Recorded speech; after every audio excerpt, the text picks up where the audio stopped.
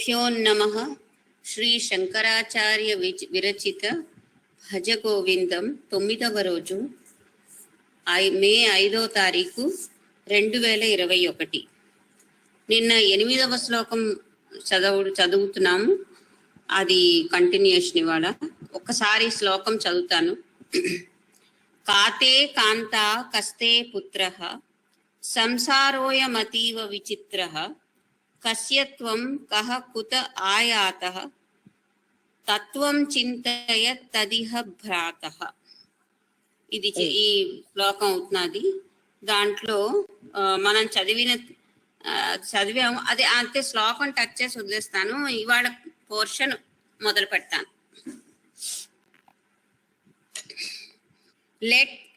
ఇవాళ పోర్షన్ చదువుతున్నాను లక్ష్మి. ఇవాళ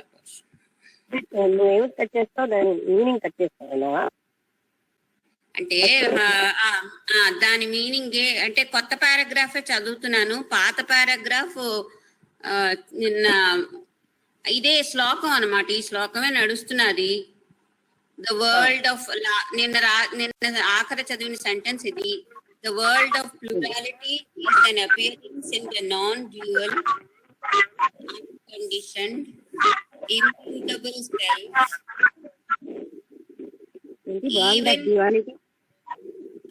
World of plurality is an appearance in the non-dual unconditioned immutable self, even as the shape of a vault, blue color, etc. are appearances in the sky. On enquiry, it will be found that no one is no one's kin. ఇది ఆఖరి sentence. ఇవాళటిది చదువుతాను. Let one meditate on the truth about oneself. Let one meditate on the truth about oneself. To whom or to what does one belong? Let one meditate తర్వాత ఏంటి? On the truth about oneself. Truth, సత్యం ఏమిటి, తన కోసం ఏమిటి అనే సత్యాన్ని తెలుసుకోమని ధ్యానం చేయాలి. To whom or to what does one belong? తను ఎవరికి చెందుతాడు అనే విషయాన్ని, దేనికి చెందుతుంది అనే విషయాన్ని నిరంతరంగా ధ్యానం చేయాలి. Whence does one come? What is one's parentage? ఏంటి వెన్స్ ఇట్? నువ్వు ఎక్కడి నుంచి వచ్చాము? వాట్ ఈజ్ వన్స్ హెరిటేజా? పేరెంటేజ్. అసలు పేరెంట్స్ ఎవరు? తల్లిదండ్రులు ఎవరు? తను ఎవరు అంటే ఇలాగ ఈ శరీరానికి అని కాదు. అంటే నేను ఎక్కడి నుంచి వచ్చాను, నా మూలం ఏమిటి అని ధ్యానం చేయాలి. What is one's source? తనకి మూలం అదే, సోర్స్ ఎక్కడ, అది ధ్యానం చేయాలి. The empirical being that one identifies oneself with is an appearance occasioned by maya. అది ఒక వ్యక్తి తాను అశాశ్వతమైన వాటితో ఐడెంటిఫై అవ్వడమే మాయ. For the true self there is no cause nor source. ఎందుకంటే for the true self there is no cause nor source. అసలైనటువంటి ఆత్మకి కారణం గాని, సోర్సా, సోలా, సోర్స్ అంటే మూలం గాని లేవు ఆత్మతత్వానికి. Next paragraph. Adopting the reading tadidam, that is this, Swayam Prakasha interprets it as meaning the major text tattvamasi. తత్ అదే నేను అని విచారణ చేయాలి అని స్వయం ప్రకాశ చెప్తున్నాడు. The meaning of the last line then would be meditate on the truth of the major text that thou art. అది నువ్వు అదే ఉన్నావు అనే దాని మీదనే మెడిటేట్ మనం చెయ్యాలి. The express sense of that is God.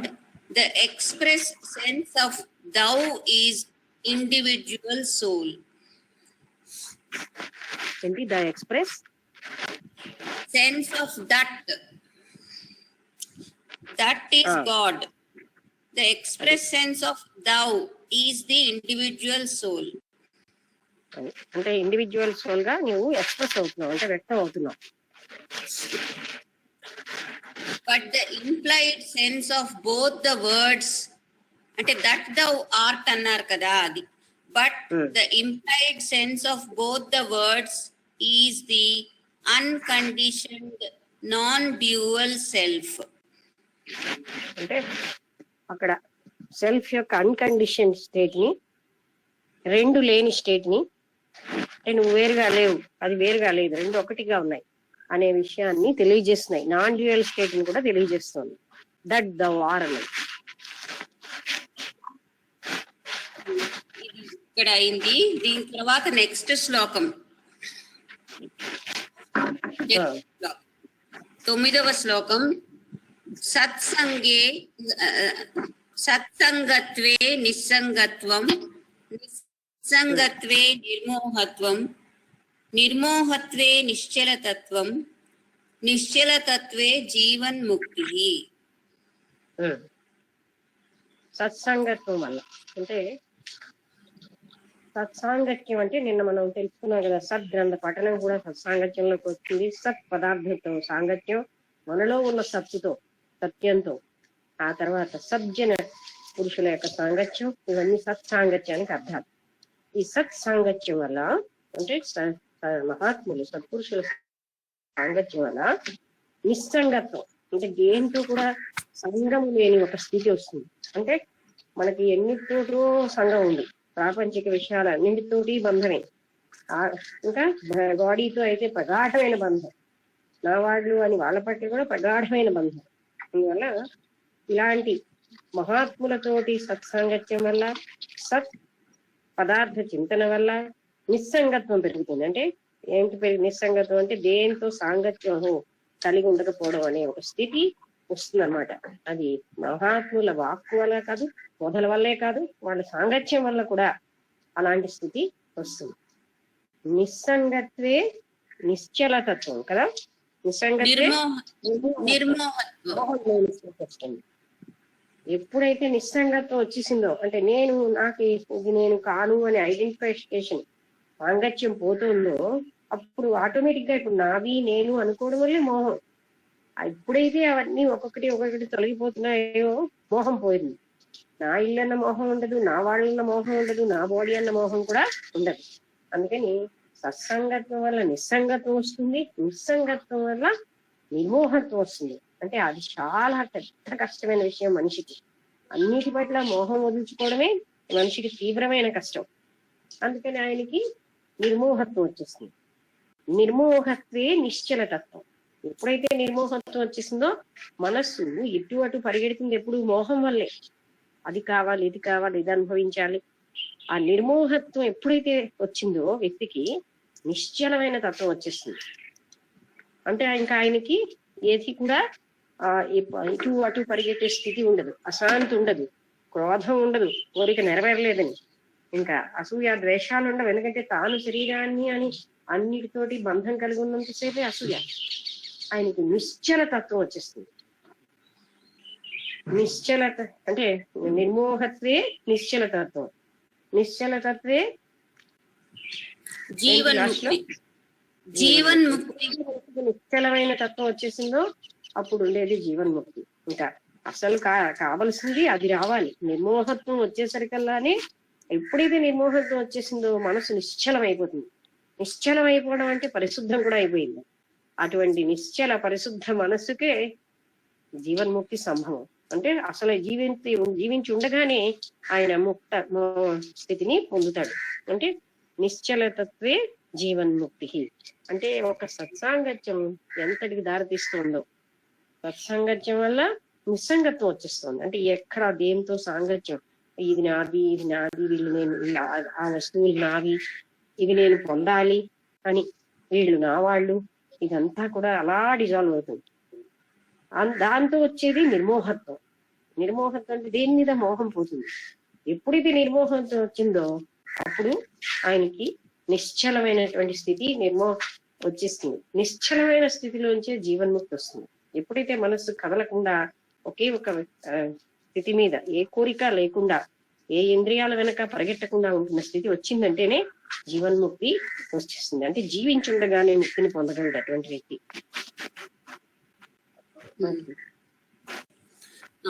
అదే ఇంగ్లీష్ లో అదే తాత్పర్యం ఇచ్చారు. Through the company of the good there arises non attachment. Through non attachment there arises freedom from delusion. Through delusionlessness there arises steadfastness. Through steadfastness there arises liberation in life. అది అంటే మనం చెప్పుకున్నదే English లో ఉంది. ఎప్పుడైతే నిశ్చలతత్వం వచ్చేసింది, ఇంకా మోహం లేదు, భ్రాంతి లేదు, ఆయన అటువంటి మనసు తప్పకుండా జీవన్ముక్తిని పొందే అర్హతని, జీవన్ముక్తి అప్పుడు అసలు మనం చేయాల్సిందే అది. వైరాగ్యం ఎప్పుడైతే వచ్చేసిందో, మోహం ఎప్పుడైతే పోయిందో, ఆ వ్యక్తి మనసు ఇటు అటు పరిగెట్టదు. అంటే నిశ్చలంగా అయిపోయింది. పరిశుద్ధంగా నిశ్చలంగా ఉన్న మనస్సే కదా అర్హత. అప్పుడు జీవన్ముక్తి సహజంగానే వచ్చేస్తుంది. అది వినపడుతుందా, స్లో అయిపోయిందా? లేదు, వినిపిస్తున్నా.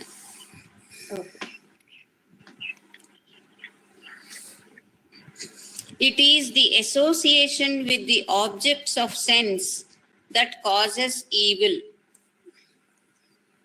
ఇంద్రియాలతో, ఇంద్రియ సంబంధమైన వస్తువులతో ఇంద్రియాలు కలియడం వల్లే చెడంతా సంభవం. The Bhagavad Gita vividly describes the links that connect sense objects with destruction through evil. అది చెడు వల్ల ఈ సెన్స్ ఆబ్జెక్ట్స్ అటువంటి వస్తువులతో కలిస్తే ఎలా డిస్ట్రక్ట్ అయిపోతాయి అంటే ఈ వీళ్ళతో, చెడు అంటే పాపకర్మలతో అని భగవద్గీతలో కూడా చెప్పబడింది. అందులో శ్లోకాలు 62, 63 రెండవ చాప్టర్ అని రాశారు. ఇది చదవాలా, అక్కర్లేదా? పర్వాలేదు, అక్కడ ఇవ్వలేదు కదా. ఇక్కడ ఇవ్వలేదు, మళ్ళీ భగవద్గీత తీయాలేమో కదా. ఇక్కడే ఉంది, తీస్తాను ఒక నిమిషం. ఇక్కడే చదువు అయితే.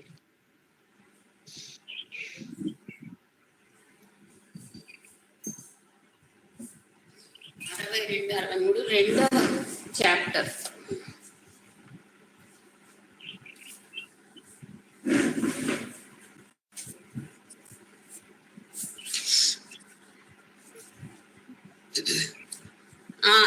ఇదిగో ఇక్కడ ఉంది, చదువుతున్నాను. ధ్యాయతో విషయాన్ పుంసః సంగస్తేషూపజాయతే సంగాత్ సంజాయతే కామః కామాత్ క్రోధోభిజాయతే. ఇది 62 శ్లోకం. అంటే ఒకసారి చదువు, దాన్ని బోధపరుస్తాను. చదివినప్పుడు బోధపరచడానికి మళ్ళీ చదివిదా? అది ధ్యాయతో అంటే ఒక్కొక్క లైన్ చదువు. సంగాత్ ధ్యాయతో విషయాన్ పుంసః, అది అంటే విషయాలని నిరంతరం విషయ చింతన కలిగి ఉంటే అలా బాగుంటుంది, ఇది బాగుంటుంది, ఇది అనుభవించాలి, అది తీసుకోవాలి, అది పట్టుకోవాలి, ఇలాంటి ఆలోచనలు. సంగస్తేషూపజాయతే, వాటితోటి సంఘం మొదలవుతుంది. అబ్బా రేపు మనం వెళ్ళి 5 స్టార్ హోటల్లో భోజనం చేయాలి అని ఇప్పటి నుంచి ఆలోచిస్తుంటే దాంతో సాంగత్యం వస్తుంది. అది ఎప్పుడు భోజనం చేస్తామని. అలాగే ఇది తినాలి, అది తాగాలి, ఇది అనుభవించాలి, ఇవన్నీ కూడా సంఘాన్ని తీసుకొస్తున్నాయి. సంగాత్ సంజాయతే కామః.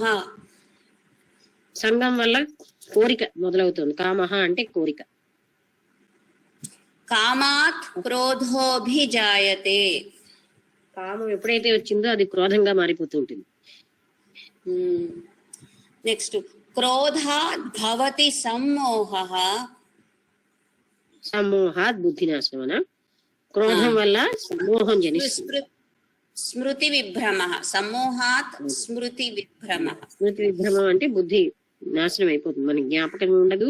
స్మృతి అంటే ఇక్కడ బుద్ధి కూడా అది విభ్రమిస్తుంది. అంటే మనకి ఒక దానిలోంచి ఒకటి ఎలా ఉద్భవిస్తున్నాయి అంటే ఎక్కువగా విషయాల శక్తులు ఎక్కువ దాని మీద ఆసక్తి కలిగి ఉంటే మనకేమో ఏంటి వస్తున్నది, వాటితో సాంగం వస్తుంది. అందువల్ల ఏంటవుతుంది, క్రోధంలోంచి అది స్మృతి అంటే క్రోధం ఎక్కువగా ఉంటున్న కొద్దీ మనకేమో స్మృతి భ్రమస్తం అంటే బుద్ధి నాశనం. సమ్మోహం అలాగా ఉంది. సమ్మోహం వల్లే అంటే కామం అంటే మరి అందులో సమ్మోహం వల్లే కామం. అప్పుడు మనకి స్మృతి భ్రాంతి జరుగుతుంది. అంటే ఎలా వినాశనం చేస్తుందో విషయ వస్తువుల చింతన మనిషిని చూపిస్తున్నారు. స్మృతి భ్రంశాత్ బుద్ధినాశః బుద్ధినాశాత్ ప్రణశ్యతి. ప్రణశ్యతి అంటే నశించిపోవడం. ఎప్పుడైతే బుద్ధి నాశనం అయిపోయిందో, స్మృతి అంటే జ్ఞాపకం పోయిందో ధ్వంసం అయిపోయింది. అంటే అంతకు ముందున్న జ్ఞానం ఏమీ ఉండదు. ఇప్పుడు బుద్ధి నాశనం అయిపోతుంది. బుద్ధి నాశాత్ ప్రణశ్యతి అంటే నశించిపోతాడు. ఎలా మనిషి నశించిపోతాడు విషయవాంఛలతో అనేది శ్లోకం చెప్తోంది. ఇన్ అ మ్యాన్ అయిపోయాయి 2 శ్లోకాలు. Next Bhajagovindam. In a man that contemplates sense objects attachment thereto is born. ఏ వ్యక్తి అయితే అదే చెప్తున్నారు ఇప్పుడు కూడా. ఎక్కువగా ఈ ఇంద్రియ విషయాలని ఇంద్రియంతో ఇది అనుభవించి ఆ ఇంద్రియంతో అది అనుభవించొచ్చని అంటే అనుభవించే వస్తువుల కోసం మనం ఆలోచిస్తూ ఉంటే వాటితో సంఘం మొదలవుతుంది. అబ్బా అది ఎప్పుడు మనం తింటాం, మనకి నచ్చిన వస్తువుని లేకపోతే అది ఎప్పుడు అనుభవిస్తాం, అలాగా సంఘం మొదలైపోతుంది ఆ వస్తువులతో. From attachment arises desire. ఆ సంఘం వల్ల కోరిక మొదలవుతుంది, అది ఎప్పుడు పొందుతామని. From desire anger. From anger is born delusion. అది కోరికలోంచి ఏంటంటే కోపం నుంచి భ్రాంతి అంటే స్మృతి భ్రంశం అయిపోతుంది, మాయ. ఈ విధంగా ఒక్క విషయ చింతనతో ఎంత మనం నశించిపోతున్నాము అని చూపిస్తున్నారు. From delusion there arises the loss of good memory. From this loss there comes about the destruction of the intellect. Through this the man perishes. అదే తెలుగులో చెప్పుకున్నాం కదా, ఇలాంటి ఒక భ్రాంతి తోటి అతనికి ఏంటవుతుందంటే జ్ఞాపక శక్తి పోయి, జ్ఞాపకం అంటే ఏంటి, ఎంతో కొంత జ్ఞానం ఉన్నది కూడా పోతుంది. అతను బుద్ధి నాశనం అయిపోతుంది. బుద్ధి నాశించిన వాడు నశించిపోతూ ఉంటాడు. ఆయన జీవితం ఇంకా జీవితం అంటే నాశనమే, అలా అయిపోతాడు. అంటే ఇప్పుడు గుడ్ మెమరీ అంటే ఇక్కడ ఏది మంచి ఏది చెడ్డ అనే విచక్షణ పోతుంది కదా, అలా దానివల్ల మనకి అది బుద్ధి ఆ పతనం. ఉన్నటువంటి జ్ఞాపకాలన్నీ పోతాయి, ఎంతో కొంత ఆర్జించిన జ్ఞానం అన్ని పోయి బుద్ధి నాశనం అయిపోయి అది విచక్షణ చేసేది బుద్ధి. ఆ బుద్ధి నాశనం అయిపోతే నశించిపోతాడు. It is the bad company that one keeps that leads him to his doom. అది అంటే అసలు ఇలాంటివన్నీ కూడా దుస్సాంగత్యం వల్ల అతన్ని ఇలాంటి వాటికి తీసుకెళ్తాయి. అంటే కంపెనీ చాలా అవసరం. సాంగత్యం అన్నది ప్రతి వారికి, పెద్దయిన ముసలైన వాళ్ళకి కూడా సాంగత్యం అవసరమే. ఎందుకంటే దుష్ట సాంగత్యం వల్ల దుష్ట ఆలోచనలు వచ్చి ఆ జీవితం ఎప్పుడైనా నాశనం అయిపోతుంది. చిన్నప్పటి నుంచి పెద్ద ఇప్పుడు నాకేమిటి సాంగత్యం అనుకోవడానికి లేదు, ఎప్పుడు ప్రభావితం చూపిస్తూనే ఉంది. సినిమాల్లో చూపిస్తున్నారు కూడా అది. అంటే ఒక చెడ్డ వాళ్ళతో కలిసినప్పుడు ఆడవాళ్ళు గాని మగవాళ్ళు గాని ఎలా చెడిపోతున్నారు, వీళ్ళు ఆడవాళ్ళు అయితే ఎలా చెడు ఆలోచనలు వీళ్ళకి వచ్చేస్తున్నాయి అవి కూడా చూపెట్టారు. ఇంకా మగవాళ్ళ సంగతి చెప్పక్కర్లేదు. ఏ వయస్సులో చెడ్డ సాంగత్యం ఉన్నా సరే అటువంటి వ్యక్తి జీవితం నాశనానికి దారితీస్తుంది. The road that takes one to sense gratification is ఇక్కడ ఏదో వర్డ్ ఉంది, అది ప్రింట్ సరిగ్గా బోధపడుతుంది. అడల్టిఫైయింగ్ అని ఏదో రాసింది. డౌన్వర్డ్ పాత్ అంటే ద రోడ్ దట్ టేక్స్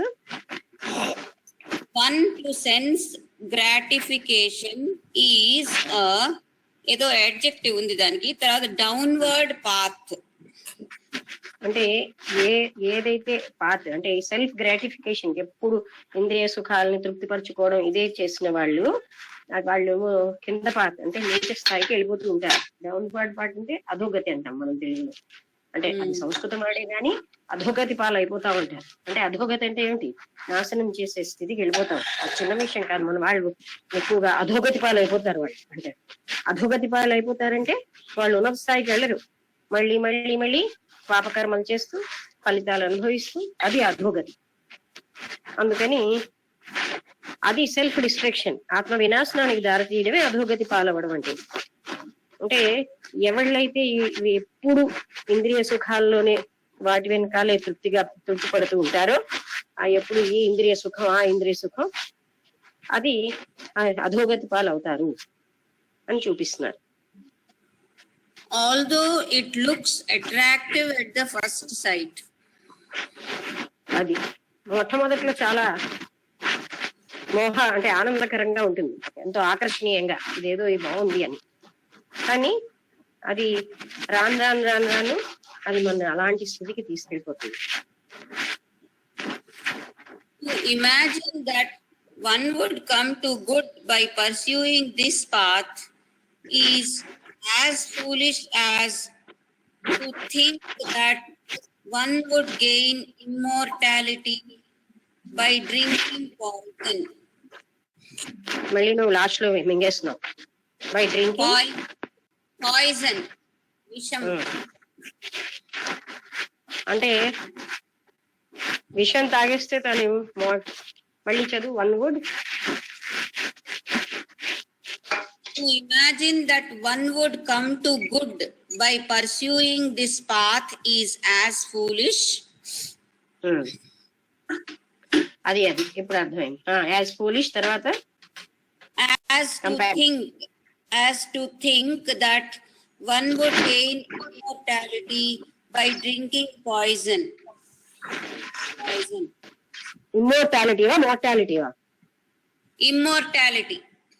అది విషయం తాగి అమృతత్వాన్ని పొందడం అని ఎవరైనా ఆలోచించడం ఎలాంటిదో, ఈ విషయ సుఖాలను అనుభవించి మా ముక్తిని పొందుతాం అన్నది కూడా అంత ఫూలిష్ థాట్. అంటే విషయ సుఖాలు అనుభవించిన వాడు ఎప్పుడు కూడా డిస్ట్రక్షనే, జీవితం అంతా నాశనమే.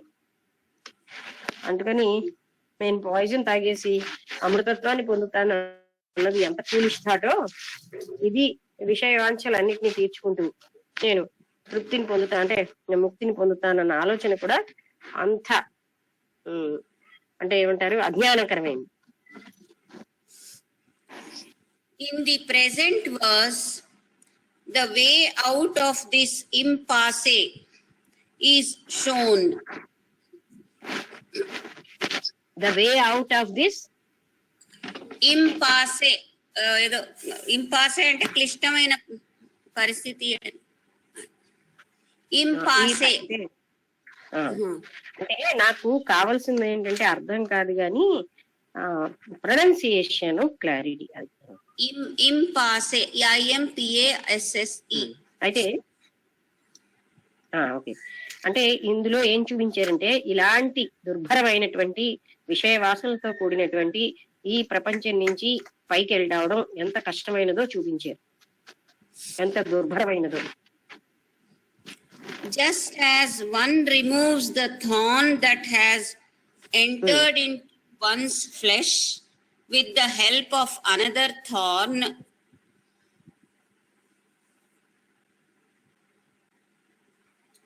hello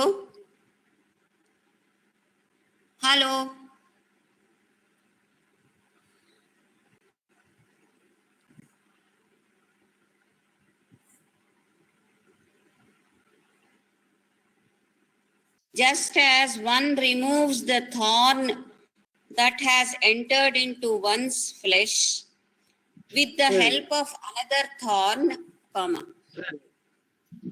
ఎలా అయితే మనకి శరీరంలో గుచ్చుకున్నటువంటి ముళ్ళుని మరో ముళ్ళుతో మనం తీస్తాం, అలాగా one may rid oneself of bad associations through association with the good people.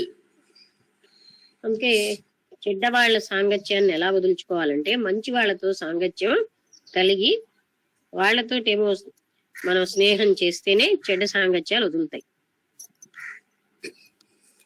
While association with sense objects reinforces bondage, అంటే ఇంద్రియ సంబంధమైన వస్తువులతో బంధం కలగడం అనేది మనకి అంటే వాటితోటి ఎప్పుడు అవే చింతన చేయడం వల్ల మనకి బంధం అనేది వస్తుంది.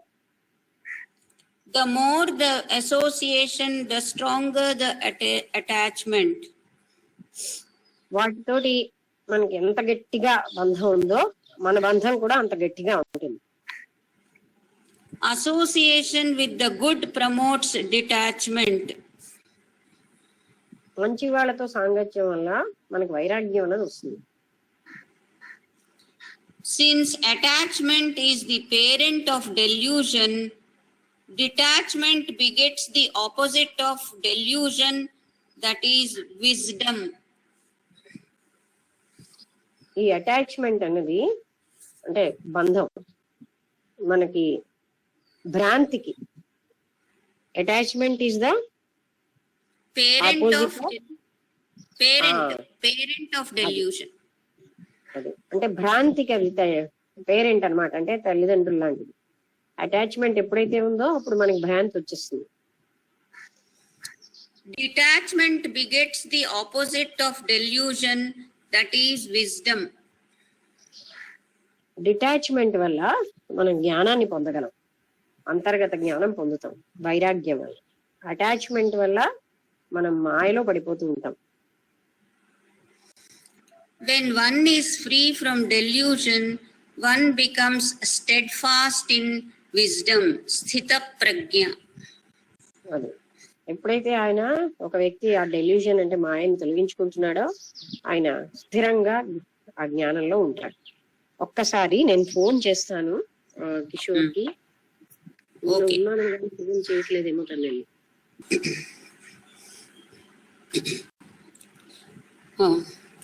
When one is free from delusion, one becomes steadfast in wisdom, sthita prajna. అది అంటే ఎప్పుడైతే ఈ మాయా భ్రాంతి తొలగిపోయిందో ఆయన స్థిరంగా స్థిత ప్రజ్ఞుడు అయిపోతాడు. అంటే ప్రజ్ఞలో అంటే పూర్తి జ్ఞానంలోనే ఉండిపోతాడు. ఆ భ్రాంతి మాయా మోహాల వల్లే వెనక్కి వెళ్తున్నామా. మోహం ఎప్పుడైతే పోయిందో నిశ్చలమైన స్థితి వచ్చేస్తుంది. నిశ్చలతత్వం వల్ల ఆయన స్థిరంగా ఉంటాడు అందులో. Such a one is firm in the wisdom of the form I am Brahman. అటువంటి వాడే నేను బ్రహ్మని అనే దాంట్లో గట్టిగా నిశ్చలంగా ఉండగలడు. He is free from the three root desires, that is desire for son, desire for wealth, and desire for the worlds.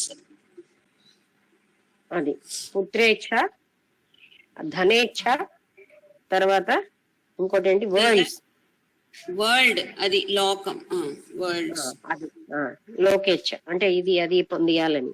అవన్నీ అప్పుడు ఆ మూడు ఇచ్చల నుంచి అతను ఫ్రీగా అయిపోతాడు, స్వేచ్ఛగా అయిపోతాడు. He is one who has renounced these. ఇవన్నిటిని ఆయన త్యాగం చేసిన వాడు అయిపోయాడు అనమాట.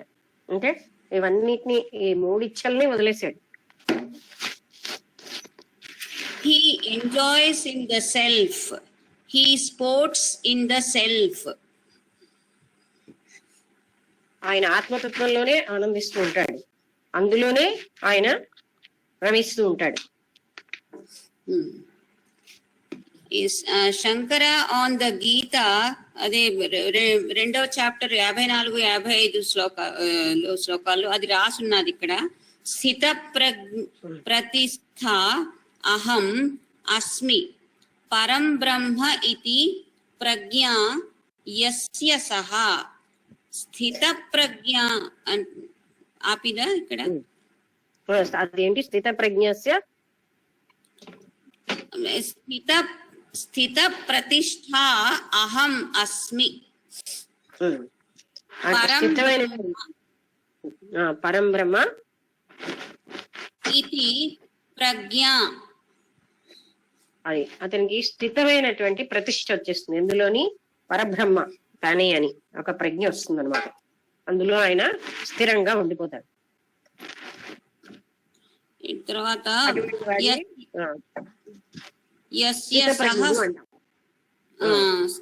స్థిత ప్రజ్ఞ త్యక్త పుత్ర విత్త లోకైష్ణః సంనాసి ఆత్మరామ ఆత్మకృద స్థిత ప్రజ్ఞ అని ఈ మూడు ఇచ్చల నుంచి ఆయన అధిగమించేస్తాడు. పుత్రేష, ధనేష, లోకేష ఈ మూడు ఇచ్చల నుంచి దూరం అయిపోయి ఆయన కేవలంగా పరబ్రహ్మ తత్వంలోనే తన స్థితిని పెట్టుకుని స్థిత ప్రజ్ఞుడు అనబడతాడు. Such one is a jivan mukta. అతన్నే మనం జీవన్ముక్తుడు అని అంటున్నాం. One liberated while living. జీవించుండగానే ఆయన ముక్తుడు అయిపోతున్నాడు, అందుకే అతన్ని జీవన్ముక్తుడు అంటాం. The continuance of the body is not a hindrance to moksha. అదే శరీరం జీవించి ఉండడం అన్నది మోక్షానికి ఏమీ అడ్డు కాదు. చాలా మంది అలా అనుకుంటారు, అప్పుడు మరణం కూడా మోక్షంలో మరణం కూడా వచ్చేయాలి. ఏమీ కాదు, శరీరం జీవించున్నా అది మోక్షానికి ఏమీ అడ్డు కాదు. Shankara observes in his commentary on the Brahma Sutra, how can anyone object to the heartfelt experience of ఏంటి Shankara observes in the commentary of Brahmasutra అని కొటేషన్ లో ఉంది. ఆ కొటేషన్ చదువుతాను. How can anyone object to the heartfelt experience of one possessing Brahma knowledge even while tenanting a body. అది ఎవరు మాత్రం శరీరం ఉన్నప్పుడే పరమాత్మ తత్వాన్ని పొందడం అన్నదాన్ని ఎవరు అబ్జెక్ట్ చేస్తారు అంటే అంత ఆనంద స్థితిని శరీరంతో ఉండగానే పొందడాన్ని ఎవరు కూడా అబ్జెక్ట్ చేయరు కదా. అదెంతో ఆనందదాయకమైన స్థితి. తర్వాత భగవాన్ Ramana has rendered this verse into a stanza in Tamil. అది భగవాన్ రమణ దీనికేమో నీ తమిళ్లో ఒక రకమైనటువంటి స్టేంజా రాశాడు అనమాట. Which is the first in his supplement Anubandha to 40 verses on existence. Ulladu narpadu. ఆయన ఉన్నది 40 అని ఒకటి రాశారు. అందులో ఇది ఫస్ట్ అనమాట. చెప్తున్నారు ఆ 40 అని రాశారు తమిళలో, దాంట్లో ఇది ఫస్ట్ వర్స్ అని చెప్తున్నారు. The following is an English translation. The following is an English translation. Stanza తాలూకా దానికి ఇంగ్లీష్ ట్రాన్స్లేషన్ ఇక్కడ ఇస్తున్నారు. By association with the good, brackets లో the real, the true, attachment to the world will go. అది మంచి వాళ్ళ సాంగత్యం వల్ల అంటే సత్పురుషుల సాంగత్యం వల్ల ప్రపంచంతో బంధం పోతుంది. When attachment goes, Ramana Maharshi కూడా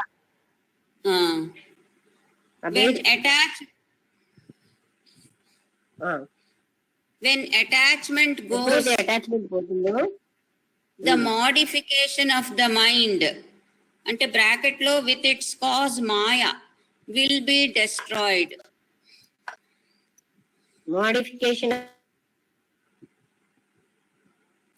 మోడిఫికేషన్ of the mind అంటే మనసు యొక్క విచలితం. will be destroyed. పోయినప్పుడు మళ్ళీ నాకు వినపడటం లేదు. Will be Attachment destroyed. goes.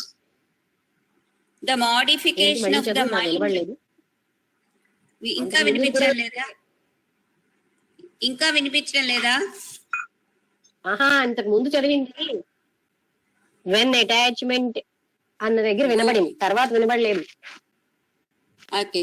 When attachment goes, the modification of the mind will be destroyed. అది అంటే మనస్సులో ఉన్నటువంటి ఈ చంచలత్వాలన్నీ పోతాయి. ఎప్పుడైతే అటాచ్మెంట్ అంటే బంధం పోయిందో అవన్నీ నశించిపోతాయి. ఇది కావాలి అది కావాలని మనస్సు పరిపరి విధాలుగా వెళ్ళడం అది కూడా పోతుంది. డెస్ట్రాయిడ్ అంటే నశించిపోతుంది, స్థిరం అయిపోతుంది మనస్సు. Those who are free from mental modification, those who are free from mental modification are those who are one with the changeless. ఎవరైతే ఇలాంటి మనస్సు యొక్క మోడిఫికేషన్స్ అంటే మార్పులు, అంటే ఇది ఇటు అటు కావాలి కావాలని పరిగెట్టడాలు, అవన్నీ వాళ్ళు స్థిరంగా ఉంటారు. మెంటల్ మోడిఫికేషన్స్ తర్వాత ఏంటి? Are those who are one with the changeless, brackets లో reality అని రాస్తుంది. వాళ్ళు ఆ చేంజ్లెస్ రియాలిటీ అంటే ఏ మార్పు లేని అనంతత్వంతో ఒకటైపోతారు. They are those who have attained release while living. వాళ్ళే జీవన్ముక్తులు అన్నమాట, జీవించగానే ముక్తులైనటువంటి వాళ్ళు. Cherish their company.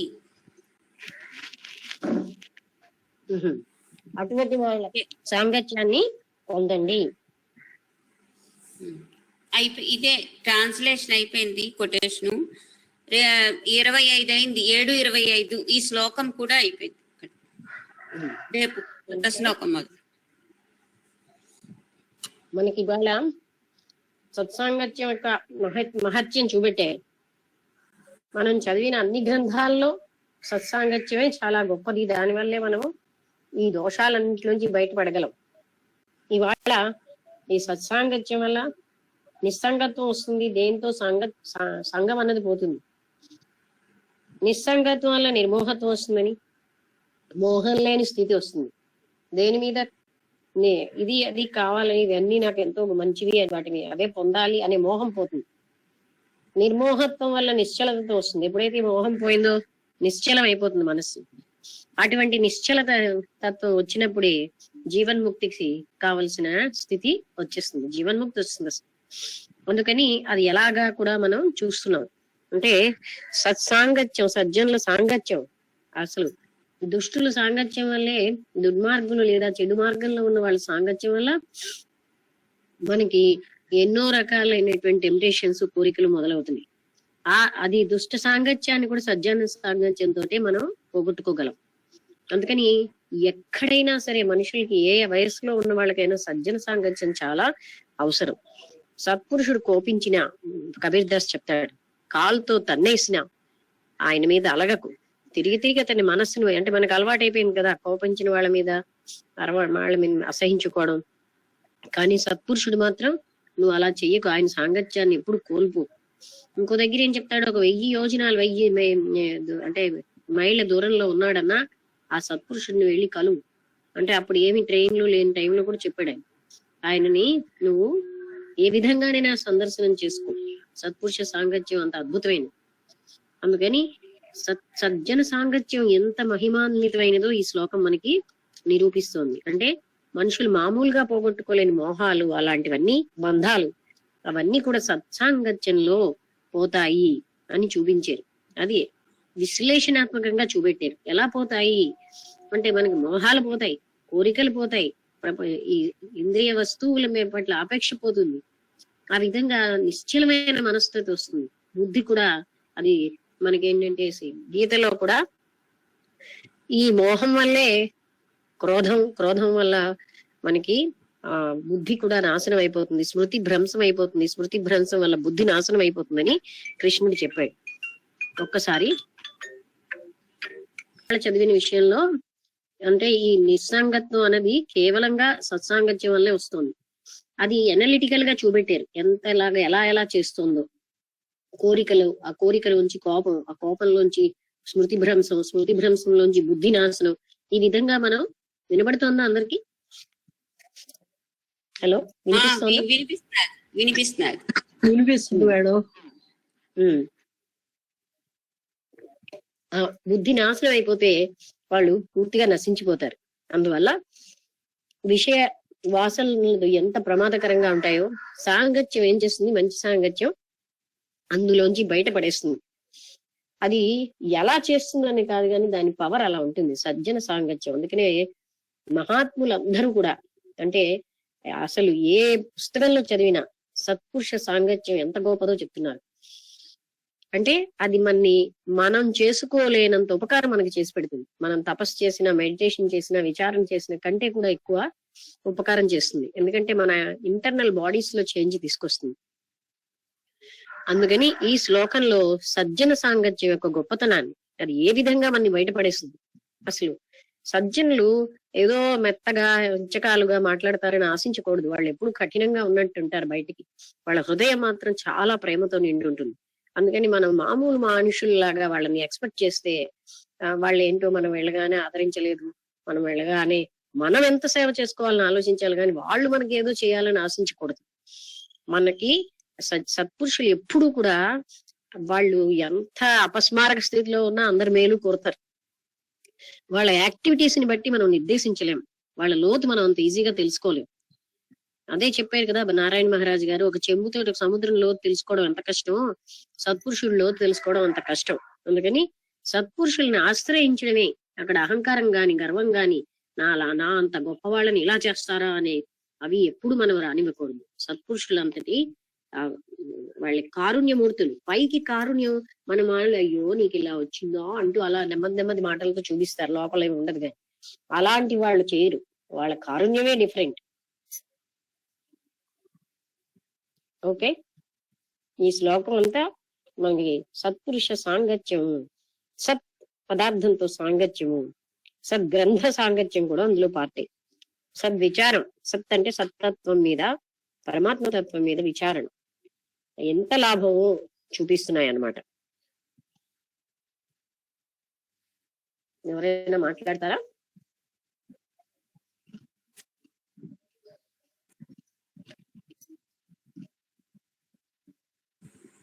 హలో, నమస్తే అమ్మా. నమస్కారం అండి. అదే సత్సాంగత్యం అన్నది చాలా నిజమైందమ్మా. సద్గ్రంథాలు చదవడం కూడా అదృష్టం ఉండాలి. తర్వాత అదే మనిషిని మంచి లైఫ్ వైపు నడిపిస్తుందని మీరు చెప్తున్నవన్నీ వింటుంటే అర్థం అవుతుంది. సత్సంగత్యం ఎంత గొప్పదో నాకైతే చాలా బాగా అర్థం అవుతున్నదమ్మా. ఇప్పుడు ఈ ఏడాది కాలం నుంచి మీతో పరిచయం అయ్యి ఇవన్నీ జరుగుతుంటే నా జీవితంలో ఇదే సత్సాంగత్యం. నేను చాలా అంటే దాన్ని బాగా పొందుతున్నాను. మీరు చెప్పినవన్నిటినీ వింటూ ఉంటే దాన్ని నేను పొందగలుస్తున్నానని నాకు బాగా అర్థం అయిందమ్మా. ధన్యవాదాలమ్మా. ఓకే, అది కాక ఇప్పుడు నారాయణ గారు, వర్ధిని గారు, ఆంజనేయమూర్తి గారు ఇక్కడికి వ్యక్తిగతంగా రావడం, అందుకని వాళ్ళకి ఇంకొంచెం పవర్ఫుల్ గా జరుగుతుంది. అంతే కదండి వర్ధిని గారు? ఈ గ్రంథాల కంటే మీకు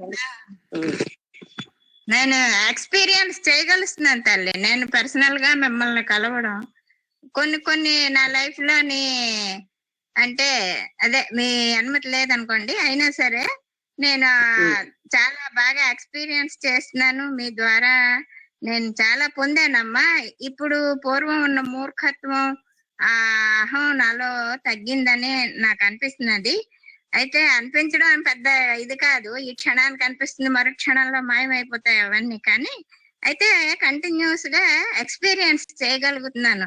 గత 2 నెలల నుంచి నన్ను నేను చూసుకోవడం, దాంట్లోని పరమార్థం అంటే మీరు చెప్పిన దాన్ని అర్థం చేసుకొని ఆ దశగా ప్రయాణించడం అన్నది మనస్సుకి జరుగుతున్నది తల్లి. దానివల్ల నాకు దేనికి అనుమతి లేదు. అదే చెప్పాలా వద్దా అని దాని గురించి చెప్పండి, ఏం పర్వాలేదు. అంటే మీకు అనిపించినవి మీరు, నేనేమి రాజ్యం గురించి రాలే. అంటే వీళ్ళందరూ సజ్జనులే గనక అందరితోటి గొప్ప కోసం చెప్పుకోకూడదు, కానీ సత్పురుషులైన వాళ్ళతో, మంచి మార్గంలో ఉన్న వాళ్ళతో మనం షేర్ చేసుకోవచ్చు. ఓకే అన్న. అదే అందుకే అన్నాను. అదే గత 2 నెలల క్రితం నేను మీ దగ్గరికి వచ్చానమ్మా. వచ్చి మీ దగ్గర కొంతసేపు గడిపి వెళ్ళిపోదాం అన్న దృష్టిలోనే వచ్చాను. ఇంకో పళ్ళు ఏవో ఉన్నాయి, వెళ్ళిపోదాం అని. అయితే మీరు ఎందుకో ఆ రోజు అంటే దైవానుగ్రహం అన్నమాట, మీరు ఆపారు నన్ను. మీరు ఇవాళ 5 వరకు కదలకుండా ఇక్కడే ఉండాలి అని. అయితే దాన్ని నేను అంత సీరియస్ గా ఆ క్షణానికి తీసుకోలేదు. ఓడిపోతాను అనేసి ఊరికే పట్టుదల పట్టాను.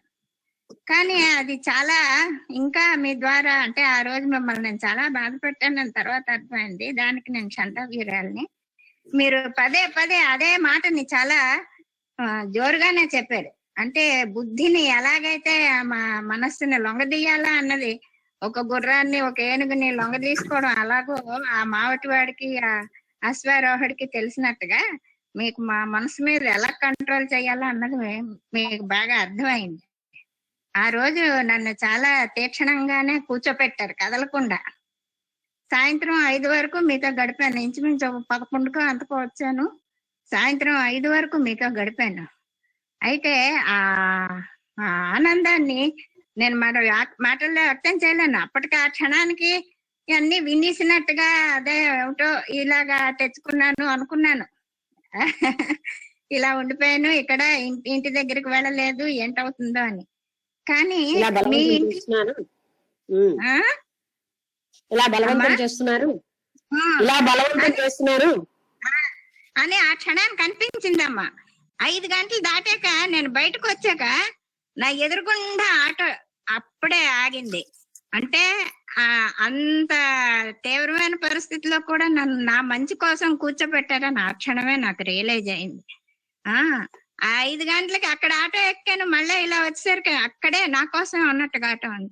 ఇంటికి ఎంత 10 నిమిషాల్లో బండి మీద కూడా అంత వేగం చేరలేను, అంత వేగంగా చేరాను. ఇంటికి వచ్చి ఈయనకి చెప్తే మంచిది అయింది కదా, ముందే చెప్పచ్చు కదా, ఆవిడ కూర్చోపెట్టారు, నేను 5 వరకు ఇక్కడే ఉండాలి రాబడదని ఎందుకు చెప్పలేదు, నాకేం తెలుసు, అందుకే నేను ఫోన్ చేస్తూ వచ్చాను అనేసి అన్నారు. ఈయన కూడా ముందే చెప్పాలి ఇలాంటివి, అమ్మ దగ్గర నేను సాయంత్రం 5 వరకు కదలకూడదు అన్నారు, ఇక్కడే కూర్చొని 5 తర్వాతే వస్తానని చెప్పచ్చు కదా, ఎందుకు అలా దాస్తున్నావు అని.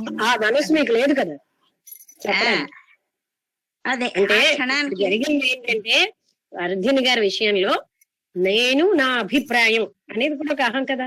నేను నా బుర్రలో వచ్చింది కనుక నేను చేసేస్తాను, అందరికీ ఉండేదే ఇది. అయితే ఆమెలో మంచితనం, కొంచెం పూర్వజన్మ నుంచి ఉన్నట్టు సుకృతం ఉండబట్టి తప్పుగా తీసుకోలేదు. మొదటి కొంచెం సేపు తీసుకున్నా ఏంటి లక్ష్మి మాట నెగ్గాలేంటి, నా మాట ఎందుకు కాదని అందరికి కాంపిటీషన్ వస్తుంది. అది కాదు, అది ఆ రోజు పరమాత్ముడు ఆవిడకి చేయించింది ఏంటంటే నేను నా మాట కాదు, నా బుర్రలో ఉన్న అభిప్రాయాన్ని కాదు, దాన్ని మనం వదలడం. అప్పుడే కదా భగవంతుడి యొక్క దాన్ని మనం పట్టుకోగలం. మన దాన్ని పట్టుకోవడం వల్లే మనం అసలు పరమాత్మతో ఏం చెప్తోంది అనేది మనం తెలుసుకోలేం.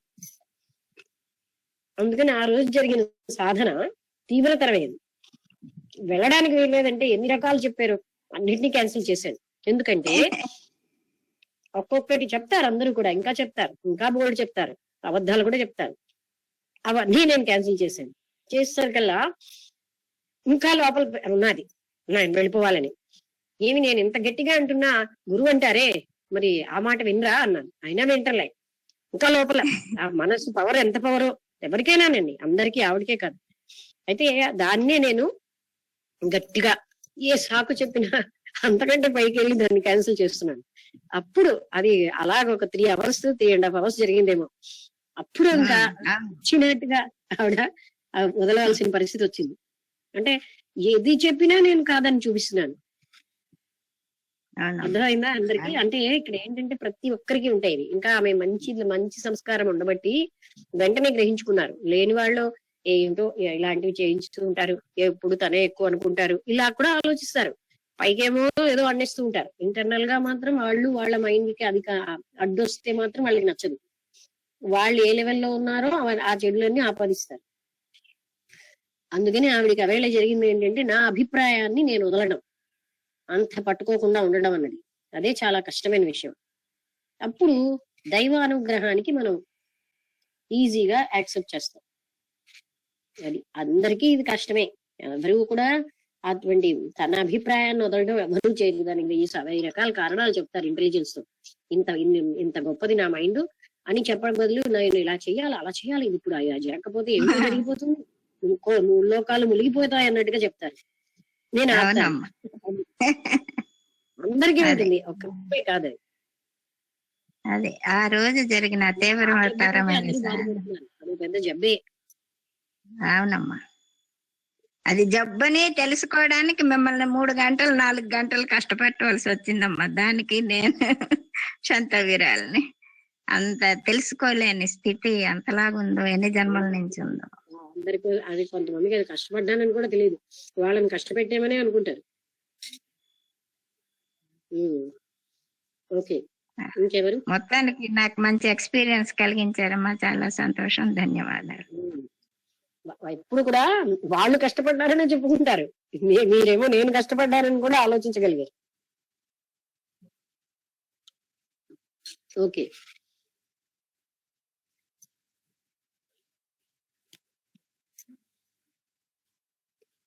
ఇంకెవరైనా మాట్లాడతారా? నమస్తే అమ్మా. నమస్తే. ఈరోజు చాలా మంచి శ్లోకం వచ్చిందమ్మా, సత్సాంగత్యం. ఎందుకంటే మాక్సిమం అన్ని గ్రంథాలలో ఈ సత్సాంగత్యం అనేది ఎంత ముఖ్యమంటే, ఒక జీవుడు తరించడానికి సత్సాంగత్యం మినహా, ఏకనాథ భాగవతులు ఒక మొక్క చెప్తాడమ్మా, సత్సాంగత్యం మినహా జీవుడు తరించే మార్గమే లేదు. కాబట్టి అలాంటి సత్సాంగత్యం వల్ల ఏంటి ఎలా జరుగుతుందో అని అలా క్లారిటీగా చూపించారమ్మా. అంటే సన్నిటితో మనకి ఏం అవుతుంది, సత్సాంగత్యం వల్ల ఏంటవుతుందంటే, సత్సంగత్వే నిస్సంగత్వం, నిస్సంగత్వే నిర్మోహత్వం, నిర్మోహత్వే నిశ్చలతత్వం, నిశ్చలతత్వే జీవన్ముక్తి. అంటే జీవన్ముక్తి ఎలా వస్తుందో సత్సాంగత్యం ద్వారా మనం చూపించారమ్మా. అంటే అన్నిటితో మన సంగత్వం ఎలా కలుగుతుంది, ఆ సంగత్వం వల్ల, ఆ సంగత్వమే అన్ని ఈవిల్ ఈవెంట్స్ కి కారణం, మూలకాయ తల్లిదండ్రులు అని చెప్పి మనం చూపించారు. అంటే ఇలాంటి అన్నిటితో సాంగత్యం, ఏది చూసి అదే కావాలంటే సాంగత్యం. అలాంటి సాంగత్యాల నుంచి మనల్ని బయటపడేసేటటువంటి వల్ల ఒక సాధు సత్పురుషులు మాత్రమే.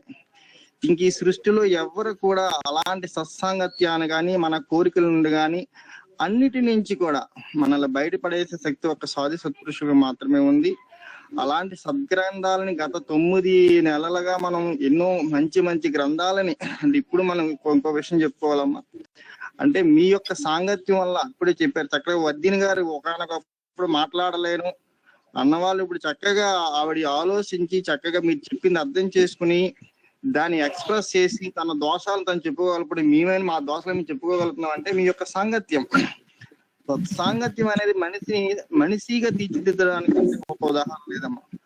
ఎందుకంటే అలాగే రమణ మహర్షి గారి ఇదిలో అంటే జీవన్ముక్తుడు అంటే ఏదో వెళ్ళిపోయి అందులో కలిసిపోవడం కదా. ఆల్రెడీ నువ్వు జీవన్ముక్తుడు అయి ఉన్నావు. మరి ప్రాబ్లం ఎక్కడ వస్తుంది సార్ అంటే, నీలో ఉన్నటువంటి దోషాలు నువ్వు తీసుకుంటే ముక్తి అని వేరేగా ఎక్కడో లేదు, వాళ్ళు బీయింగ్ అది అయి ఉన్నాను. కాబట్టి మరి ప్రాబ్లం ఎక్కడ వస్తుందంటే, నీలో ఉన్నటువంటి దోషాలను ఎప్పుడైతే నువ్వు తొలగించుకోగలిగితే ఆటోమేటిక్ గా నువ్వే జీవనం, అంటే బ్రతికుండగానే నువ్వు జీవన్ముక్తి స్థితిని పొందగలుగుతావు. ఆ తత్వాన్ని చాలా క్లారిటీ చెప్పారమ్మా. అలాగే మొట్టమొదటిసారిగా మీ యొక్క ఎందుకంటే ఆంజనేయమూర్తిగా మీ పరిచయం అయిన తర్వాత మేడం గారు ఎలాగని చెప్తుంటే ఏంటో ఒకసారి నాకు చూడాలనిపించి మేము వచ్చినప్పుడు ఆ ఎన్నో విషయాలు ఏంటంటే, ఆ రోజు నేను గాబరా పడలేదు, ఆంజనేయమూర్తి గారు గాబరా పడుతున్నారు, వెళ్ళిపోవాలని. ఏంటి ఆంజనేయమూర్తి గారు, ఆయనకు తొందర లేదు, మీకేంటి తొందర అని అడిగారు. అప్పుడు వెంటనే అనుకున్నా, అదేంటి అసలు అంటే ఆయన మనసులో ఉన్నది కూడా మేడం గారు చెప్పగలిగారు అని చెప్పి అప్పుడు నాకు వెంటనే అర్థమైంది. అలాగే చాలా సార్లు ఏంటంటే మేము గాబరా పడి వచ్చేస్తే ఆ రోడ్డు మీద గంట నుంచి ఉండిపోయేవారు. మీరు మనస్ఫూర్తిగా వెళ్ళని పంపించగలిగినప్పుడు ఆటోమేటిక్ గా ఏ కారు ఏదో వచ్చేది మమ్మల్ని కొత్త రోడ్డు దగ్గర దింపేది అసలు. అంటే ఇలాగే నెంబర్ ఆఫ్ టైమ్స్ జరిగింది అనమాట. అంటే సత్పురుషుల దగ్గర వెళ్ళిన తర్వాత మనం టైం కేటాయించేసుకుని మనం ఏదో చేసేసుకుని ఏదో చెందేకున్నా, అంటే అక్కడ మన నిరంతరం ఒక గొప్ప సాధన జరుగుతుందన్నటువంటి ఎరుకు మనకి అప్పుడు ఉండదమ్మా. తర్వాత అంటే ఇలా చాలా సార్లు జరిగింది. ఆ తర్వాత మేము కూడా ఒకసారి బాబా గారికి హారతి ఇవ్వాలని చెప్పేసి నేను మిమ్మల్ని ఇది చేసి వచ్చేస్తే రోడ్డు మీద గంటన్నర ఉండిపోయినాము. సో అది అంటే ఆ టైంకి ఏంటంటే మాలో ఉన్నటువంటి అజ్ఞానాన్ని ఎంతలాగా మీరు భరించారో అది మీకు ఇప్పుడు అర్థం అవుతుందమ్మా.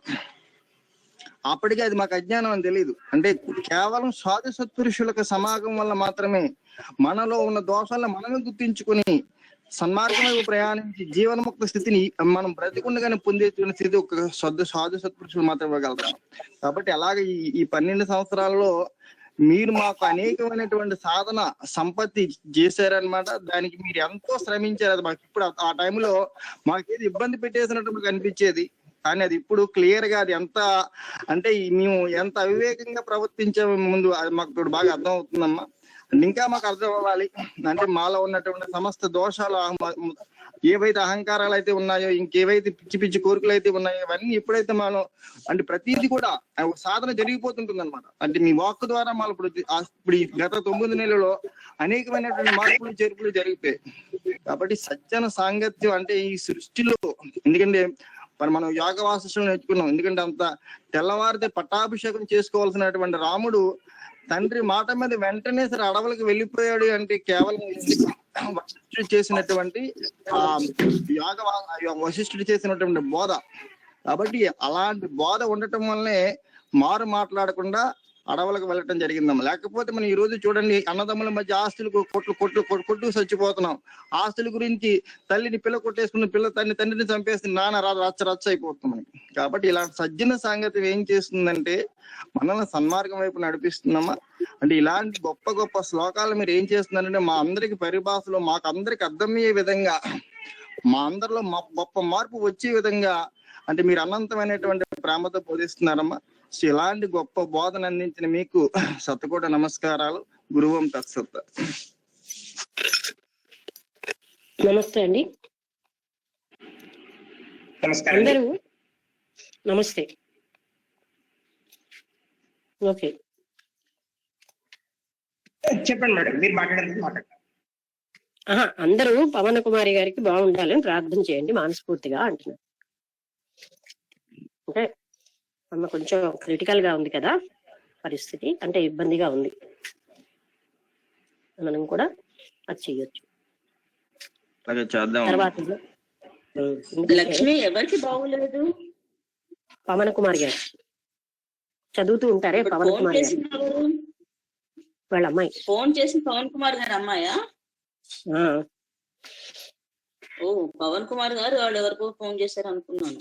ఓహో, ఓకే. వాళ్ళు 3 రోజులే, అంటే నిన్న మార్నింగ్ నుంచి ఆయన చేశారు.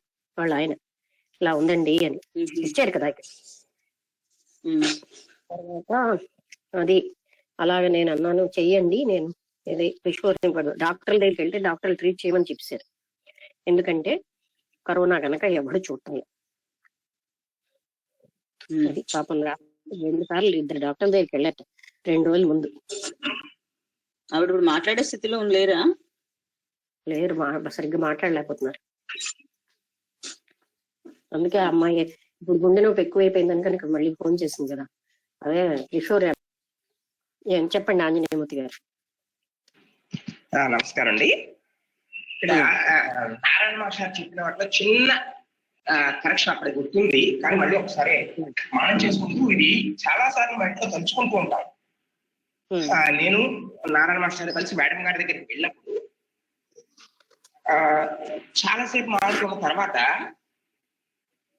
అది ఫస్ట్ టైమో సెకండ్ టైమో నారాయణ మాస్టర్ ఎక్కువసేపు అక్కడ ఉన్నాం. వాళ్ళ మిస్సెస్ ఇంట్లో చెప్పలే కదా, వాళ్ళు ఎక్కడ బాధపడతారో నేను ఆలోచిస్తున్నాను. మా ఇంట్లో చెప్పలేదని నేను ఆలోచించలేదు, ఇంకో రకమైన ఆలోచన లేదు.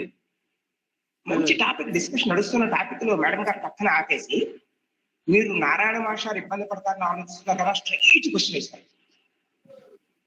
అదేంటి నేను నా గురించి ఆలోచించలేదు, నా గురించి బాధపడలేదు, స్వాతి మాస్టర్ నారాయణ మాస్టర్ బాధపడతారన్న విషయం నేను ఆలోచిస్తున్నాను అని చెప్తే విషయం క్లారిటీ అర్థమయ్యి నేను వెంటనే మనసు నుంచి దాన్ని తీసేసిన వెంటనే మళ్ళీ యథాతథంగా ఆ సబ్జెక్ట్ కంటిన్యూ అయింది.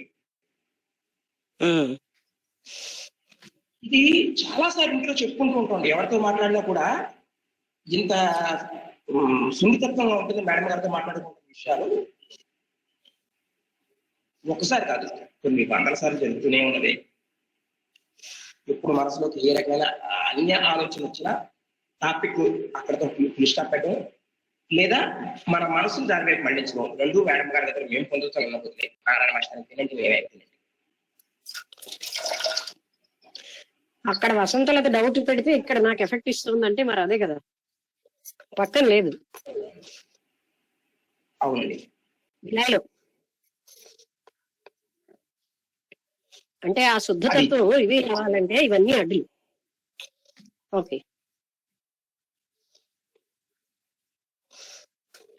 అలాగే వెళ్ళిపోతాను మేము తొందరపడి బయలుదేరినా వద్దంటే అప్పటికి ఆ క్షణాలు వదిలేస్తే ఎంత హాయిగా ఉంది. చాలా విషయాలు అంతర్గత విషయాలు బయటకు మాట్లాడడం, విషయాలు తెలుసుకోవడానికి అవకాశం పెరుగుతూ ఉంటుంది. తీసుకొస్తే విషయాలు మాత్రమే మాట్లాడతారు. లేదు మొండిగా వెళ్ళిపోతా ఉంటే నష్టపోయేది మేమే. బస్సులు దొరకలేదు అన్నది చిన్న విషయమేనా, అంతకంటే అంతర్గత లోతైన విషయాలు తెలుసుకోకపోవడానికి నష్టపోవడానికి చాలా ఎక్కువ కారణం. అందువల్ల చెప్పిన విషయం చెప్పినట్టు వింటే బాగుపడేది మేమే. ఓకే. కానీ ఆ టైంకి ఎన్ని తెలిసినా చెయ్యలేదు. ఇప్పుడు చెప్పినట్టుగా అందరికీ కూడా అది ఆ పవర్లకి లోనైపోతూ ఉంటారు. ఎందుకంటే లోపల అహం పవర్ ఉంటుంది కనుక నేను అనుకున్నదే రైట్ అన్న పవర్ అక్కడ పనిచేస్తుంది. అంత వేగంగా దాంట్లోంచి బయటపడరు. అందుకే సబ్మిషన్ చాలా గ్రేట్ అన్నమాట, అంత ఈజీ కాదు. ఇంకెవరైనా మాట్లాడతారా? నమస్తే మేడం, నేను శాంతిశ్రీని. చెప్పండి శాంతిశ్రీ గారు. వాళ్ళ చాలా బాగుందమ్మా, వింటూ ఉంటే ఏదో మీ ప్రక్కనే కూర్చున్నట్టే ఉంది మాకు. ఈరోజు ఈ సత్సంగత్వం మీద చాలా చక్కగా చెప్పారు. సజ్జన సాంగత్యం నిజంగా అది చాలా అద్భుతంగా ఉంటుందమ్మా. అది ఆ మంచి వాళ్ళ పక్కన కూర్చుంటే వాళ్ళ యొక్క ఆ పాజిటివ్ రేసెస్ మనకి కొద్దిగా వస్తూ ఉంటుంది. మనలో ఉన్న చెడును వాళ్ళు తీసుకుంటూ ఉంటారు అని అనిపిస్తూ ఉంటుందమ్మా. నిజమే, మనలో ఒక మంచి ఆలోచన లేనప్పుడు ఆటోమేటిక్ అది వాళ్ళ దగ్గరికి వెళ్తూనే అయిపోతుంది కొంతవరకు. అంటే అంత పోదు, అంత పోతే మనం కూడా అలాగా నవ్వగలుగుతాం, అలా కాదు. కానీ ఆ సాంగత్యంలో ఆ మంచి మాటలు వింటూ మనం మంచి ఆలోచనలు చేస్తూ ఆనందంగా గడుపుతామమ్మా అక్కడికి వెళ్ళంగానే. నేను కూడా ఈ బాబా సత్సంగత్యాలకి వెళ్ళేదాన్ని అనమాట. చక్కగా వెళ్ళినప్పుడు ఆ 1 hour అక్కడ కూర్చుని ఆ బాబా గారి జీవిత చరిత్ర గురించి విశేషాలు తెలుసుకుంటూ, పాడుకుంటూ, ఆయన నామం పావుగంట సేపు స్మరించుకుంటూ, అవి ఆ గంట నాకు ఎంత అద్భుతంగా అనిపించేదంటే ఏ విషయం కూడా గుర్తుండదు అనమాట. మనం ఏం చేయాలి, ఇంక ముందు ముందు ఎలా ఉండాలి, ఇంకెలా ఉండాలి, మనలో ఉండే ఏమేమి నశించాలి, ఈ దుర్గుణాలు, కోపాలు, ఈ అహంభావాలు ఇవన్నీ అనిపించాయమ్మా. అలా నేను చాలా వరకు ఆ సాంగత్యం, ఆ సత్సంగాలకు వెళ్ళటం వలన చాలా మార్పు వచ్చిందమ్మా నాలో. అప్పటి నుంచి నాకు ఈ బాబా మీద ప్రతి నిమిషం అసలు మీరు ఏ దేవుని చూస్తున్నా సాయిరామ్ అనే వస్తుందమ్మా, ఇంకా ఆటోమేటిక్ గా. అట్లా అంటే మనం లిమిట్ చేయటం కాదు, ఈ పరమాత్మ తత్వాన్ని మనము మనసులో ఎప్పుడు కూడా ఆ పరమాత్మ తత్వాన్ని ఏదో ఒక రూపంలో మనం కొలుస్తూ ఉంటాము అన్న దానికి నా విషయం చెప్తున్నానమ్మా. చాలా సంతోషంగా ఉందమ్మా. నేను మిమ్మల్ని కూడా కలవాలని చాలా ఉంది, కానీ నాకు అది ఎప్పుడు సందర్శన భాగ్యం కలుగుతుందో గంగావట్లేదు. ఇది చాలా కలిగినా శాంతి గారు, మీకు ఎన్నిసార్లు కలిగినా బంధుమోహం మిమ్మల్ని జయించేసింది. అవునమ్మా, అసలు అందరూ నన్ను విడిచిపెట్టట్లేదు. ఈ మోహం నుంచి నేను బయటపడలేకపోతున్నాను. వాళ్ళు విడిచిపెట్టడం ఏంటి, వదిలేసి రాలేకపోతున్నా. అది అందరూ విడిచిపెట్టేస్తే అప్పుడు వస్తారా? అంటే ఆ మనసు అది పట్టుకు లాగుతుందమ్మా ఇటు. అంటే ఇప్పుడు మనం వెళ్ళటం చాలా అమానుషం, నేను తప్పు చేసిన దాన్ని అవుతాను, ఇలా ఈ టైంలో వదిలేసి బంధుమోహం లాగింది, అది తెంచుకోలేకపోయారు. అదే అదైతే కరెక్ట్ అమ్మా. మీరు నాకు ఇంత ముందు కూడా చెప్పారు. ఎక్కువగా నేను ఈ బంధుమోహం, ఈ బంధనాలకి ఎక్కువగా మోహంలో ఉండిపోయానమ్మా.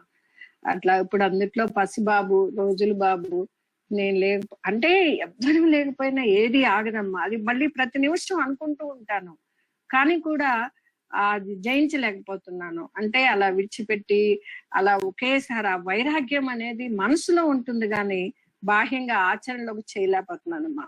అది అది ఆ వీక్నెస్, ఇలాంటివన్నీ కూడా చిన్న చిన్న ఈ తప్పుల్ని మనసులో కూడా ఇవన్నీ ఉండదండి, మనసులో ఉన్నదే బయటకు వస్తుంది. ఏది మనసులో ఉంటే అదే ఆచరణ. మనసులో అంతే. ఉండదు కనుక బయటకి రావట్లేదు. ఓకే ఓకే అదే ఆలోచనగా అనుకుంటారు కానీ మనసులో ఉండదు. అంటే ఆ నిమిషంలో వస్తుంది, మళ్ళీ వెంటనే పోతుంది. అది అది అలా చెప్పాలి. అయితే కరెక్టేమా. ఒక నిమిషం అబ్బా చీ వద్దు నాకు ఇలాంటివన్నీ, నేను వెళ్ళిపోవాలి అని అనుకుంటానా, ఆ నెక్స్ట్ మినిట్ లో అది వదిలేస్తున్నాం. ఒక నిమిషం ఇది వస్తే 1000 నిమిషాలు అది వస్తుందండి. అవును మేడం. అట్లా ఈ ప్రాపంచికమైన ఈ బంధనాల్లో ఇరుక్కుపోయి మనం నేను అనుకున్నది కొన్ని చేయలేకపోతున్నాను. కానీ చాలా వాళ్ళ మీ మాటలు వింటూ నారాయణ గారు, వర్ధిని గారు వీళ్ళంతా చక్కగా మాట్లాడారు. చాలా అలా చాలా సంతోషంగా ఉందమ్మా మనసుకి. అలానే తొందరగా మనం ఈ పరమతత్వంలోకి వెళ్ళాలి. అదే ఇప్పుడు అన్నారు కదా, జీవన్ ముక్తి అలా మనం బ్రతికుండగానే ఆ ముక్తిని సాధించవచ్చు అని చెప్పి వాళ్ళ ఆ పాయింట్ చాలా బాగుందమ్మా. చక్కగా అంటే ఏంటంటే ఇవన్నీ కూడా ఈ బంధనాలు, ఈ కోరికలు, ఇవన్నింటిని వదిలేస్తే ఆటోమేటిక్ గా మనం ఆ జ్ఞానంలోకి వెళ్ళగలుగుతాం కదమ్మా. అది చాలా నచ్చింది, బాగుందమ్మా. మంచి విషయాలు చెప్పారు, ధన్యవాదాలు తల్లి. ఇలాంటి ప్రతిరోజు మార్నింగ్ 1 hour మీతో ఈ సాంగత్యం చేస్తూ ఉన్నాం కదా, అదే మాకు కొంత అదృష్టం అని నేను అనుకుంటున్నానమ్మా. చాలా సంతోషం తల్లి. మళ్ళీ రేపటి వరకు రాత్రి వరకు వెయిట్ చేస్తాను. సంతోషం, ధన్యవాదాలమ్మా. ఓకే అండి, ఇంకెవరైనా? నమస్తే మేడం. వస్తే లక్ష్మి, చెప్పు. సంఘ సంఘ అంటే మరొకసారి చెప్పు. సంఘ, నిస్సంగ, అసంగ, ఈ మూడింటికి అంటే అసంగకి నిస్సంగకి తేడా ఉందా? సంఘ అంటే మనతో మనం ఉండటం కూడా సంఘ అనవచ్చున? అంటే నేను బాడీని అని బాడీ మీద కూడా మనకి బాడీ యొక్క అన్నిటితోటి మనకి సాంగత్యం ఎక్కువగా ఉంది. ఆ సంఘం కూడా వదిలేయాలి. నిస్సంగత్వం అంటే సంగత్వం ఎన్నిటితోటో మనకుంది. శరీరం నేను, నా శరీరం అని శరీరం మీద సంఘం ఎక్కువగా ఉంది. అలాగే శరీరం నేను అనుకుంటే శరీరానికి సంబంధించినవన్నీ నేను, నావి, అవి కూడా సాంగత్యమే. సంఘం అంటే కేవలం మనుషులే కాదు, మనుషులతో సాంగత్యం కూడా సంఘమే. ఇక్కడ సంఘము అంటే మనం మన దగ్గరికి వచ్చినంత మాత్రంలో మనకు అన్నిటితో సంఘం ఉండదు. మనకి దేని మీద మోహం వాటితోటే. శరీరం అంటే సంఘం, అందుకే శరీరాన్ని నాకు ఆకలిస్తున్నాను, నాకు బాధగా ఉంది, నాకు సుఖంగా ఉంది, ఇవన్నీ నేను అనే ఐడెంటిఫై చెప్తున్నాను. సో సంఘం చాలా గట్టిగా ఉంది, ఆ సంఘం వదలాలి. ఇప్పుడు సాంగత్యము అనగానే మనుషులతో సాంగత్యం, మనకి ప్రపంచంతో సంఘం, నా వాళ్ళతో సంఘం, ఇవన్నీ ఎక్కువగా ఉన్నాయి. ఆ నిస్సంగత్వం అంటే వీటితో సంఘాన్ని వదిలించుకోవడమే. అసంగత్వం అన్నా నిస్సంగత్వం అన్నా ఒకటి. మనం వాడి తీరుని బట్టి అర్థం చేసుకోవాలి అక్కడ, అంతే. అంటే నేను అడగొచ్చునా? నేను అంటే ఒక రకమైన రియలైజేషన్ లో అనిపిస్తున్న ఆ నేను ఉంది కదా, అప్పుడు దానితో సంగత్వం అని అనుకోవచ్చునా? దాంతో సంగత్వాన్ని ఇక్కడ ప్రస్తావించట్లేదు. అదేమి కూడా మనకి మోక్షాన్ని ఇవ్వకుండా ఉండదు కదా. ఏమంటాం? అదే కదా ఫైనల్ టార్గెట్. దాంతో సంగత్వం వచ్చిన వాళ్ళకి ప్రాపంచిక వస్తువుల పట్ల ఇష్టం ఉండదు కదా, వ్యామోహం ఉండదు. దానంతట అదే డ్రాప్ అయిపోతుంది. ఇవి డ్రాప్ అవుతాయి కానీ దాంతో సంఘం రాదు. ఇక్కడ అంటాను అది కరెక్టే. ఇంకోటి ఏంటంటే, ఎప్పుడో మనం ఇంటర్మీడియట్ చదువుతున్నప్పుడు బిఎస్సి ఫస్ట్ ఇయర్, అప్పుడు నాకు ఇది కావాలి, మంచి సత్సంగం కావాలంటూ ఉండేదండి. అయితే ఇప్పుడు అంటే మంచి ఇవల్యూషన్ పొజిషన్ లో బ్రహ్మస్థితిలో ఉన్నప్పుడు కూడా సత్సంగం కావాలి అనిపిస్తూ ఉంటుందా? అంటే ఈ ప్రాపంచిక మనుషులతో ఊపిరాడనట్టు అయిపోతుంటుంది. అది నేను నాకే ఎక్కువ సార్లు అనిపిస్తున్నది ఏంటి అనుకున్నదే రామకృష్ణ పరమహంసకు కూడా ఉండేది. అంటే ప్రాపంచిక మనుషులతో ఎక్కువసేపు ఉంటే భరించలేము, ఊపిరి ఆడనట్టు అయిపోతుంది అనమాట. అప్పుడు ఆ సత్సంగమే చల్లదనాన్ని ఇస్తుంది. అందుకు అది చిన్నప్పటి నుంచి నాకు ఉండేది ఆ స్థితి. అంటే అంటే జ్ఞానం కోసం అనిపిస్తుంది అంటావు. ఆ? అంటే ఏంటి ఇది పెద్ద వీళ్ళకు కూడా ఋషులకు కూడా అదే ఇవల్యూటరీ పర్సన్స్ కూడా వాళ్ళకు కూడా సత్సంగం కావాలనిపిస్తుంది. అంటే సత్తుతో సాంగత్యం ఉండి ఆ సత్ పదార్థంతో అలాగ లీనమైపోయినప్పుడు వేరు.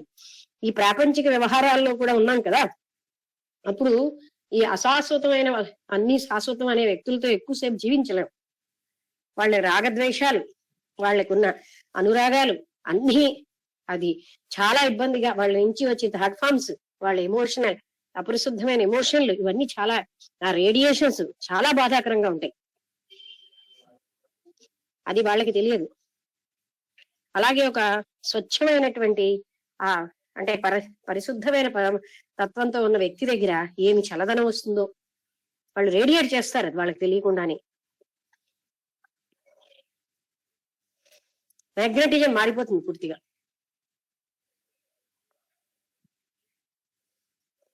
అందుకని నాకు అలా అనిపించేది. అప్పట్లో నాకు అర్థమయ్యేది కాదు, మరీ చిన్న వయసులో ఎందుకు ఇలాగ అవుతుంది అని. తర్వాత తెలిసింది, దాని ఎక్స్ప్లెనేషన్ తెలిసింది. తర్వాత నాకేనా అలా అన్నప్పుడు రామకృష్ణ లైఫ్ హిస్టరీ చదివినప్పుడు కూడా ఆయన కూడా ఇలా తప్పించేవాట, సత్సాంగత్యం కావాలని.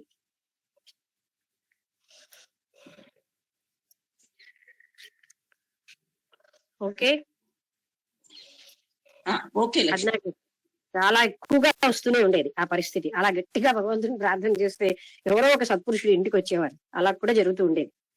అందుకే గట్టిగా ప్రార్థన చేసిన దానికి ఫలితాలు ఉంటాయని అలా నాకు అర్థమయ్యేది. ఎందుకంటే నాకు ఎక్స్టర్నల్ అట్మాస్ఫియర్ ఏది నాకు దన్ను ఇచ్చేది లేదు. ఓకే,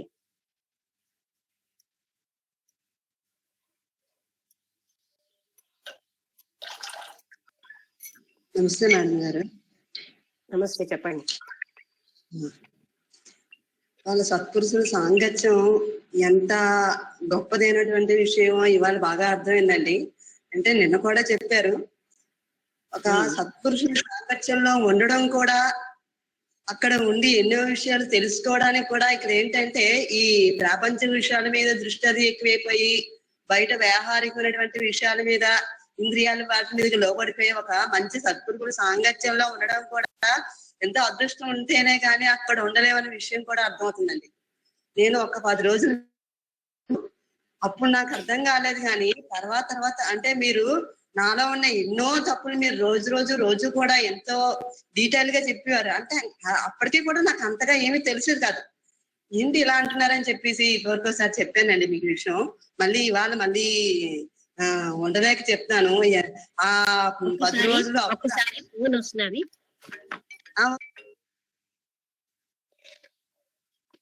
హలో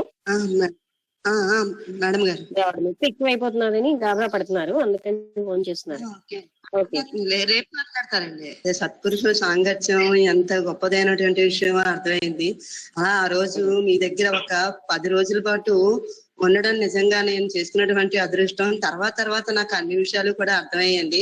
అంటే నాలో ఉన్న తప్పులు అప్పుడు తెలుసుకోలేకపోయిన తర్వాత అన్ని కూడా ఇన్ని దోషాలు ఉండడం బట్టే మేడం గారు ప్రతిరోజు కూడా ఇంకా ముందు రోజు మన్నాడు ఇంకా మీకు మార్పు వచ్చింది అనుకున్నాను, ఇంకా మీరు అదే దూరంలో ఉన్నారు అంటే ఇప్పటికీ కూడా ఇంక ఈ బుర్రకి ఇంకా అంతకి కూడా తట్టలేదు. తర్వాత ఇంటికి వెళ్ళాక నేను ఇంత చెప్పిన తర్వాత మనలో ఉన్న తప్పుడు ఎప్పుడైతే మనం వదిలేస్తామో అప్పుడు మేడం గారు వెంటనే ఆ విషయాలన్నీ కూడా కట్ చేస్తారు. మీకు ఎప్పుడైతే అర్థమైందో ఇంకా దాన్ని పట్టుకోవాలని చెప్పేవారని ఇంటికి వెళ్ళాక కూడాను.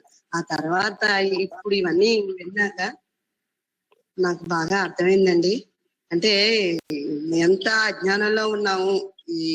ఈ సత్పురుషుల సాంగత్యంతో ఏదైనా సరే ప్రతి మనిషి ఎన్నో రకాలైన విషయాలు తెలుసుకుని ముందుకు వెళ్తే చాలా బాగుంటుంది. ఈ నిర్మోహత్వం అంటే ఎన్ని మోహాలు పెట్టుకున్నామో, అంటే ఇంద్రియాలు అవి ఉండడం వల్ల వశపడిపోవడం వల్ల మోహాలు అనేటువంటివి కూడా బాగా పెరిగిపోయి, అంటే ఒక్కొక్కటిని ఈ బంధాలు అంటే సత్పురుషుల సాంగత్యం వల్లే మోహాలు అయితేనేంటి, బంధాలు అయితేనేంటి వీటన్నిటి నుంచి కూడా గొప్పదాన్ని కూడా వదిలించుకుంటే ఒక్కొక్క పైకి ఎక్కగలం అనేటువంటి విషయం అర్థమైందండి. ధన్యవాదాలు. ఓకే మేడం, నమస్తే. ఓకే అండి, సంతోషం. ఇంకెవరైనా మాట్లాడతారా?